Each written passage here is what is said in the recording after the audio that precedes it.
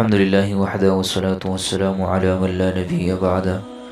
معزز سامعین کرام، اللہ تبارک و تعالی جل جلالہ نے سورہ الحاقہ میں یہ خاصیت رکھی ہے کہ حامل عورت کے باندھنے سے بچہ ہر آفت سے محفوظ رہتا ہے۔ اسی طرح اگر بچہ ہونے کے وقت اس کا پڑا ہوا پانی منہ میں لگائے تو اس کو ذکاوت حاصل ہوگا۔ ہر مرض اور ہر آفت سے جس میں بچے مبتلا ہو جاتے ہیں محفوظ رہیں گے۔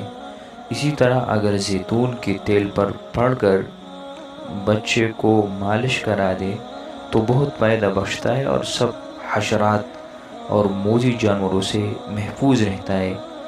اور یہ تیل جو اس صورت کے ذریعے سے دم کیے گئے ہوں تمام جسمانی دردوں کو نفع پہنچاتی ہیں۔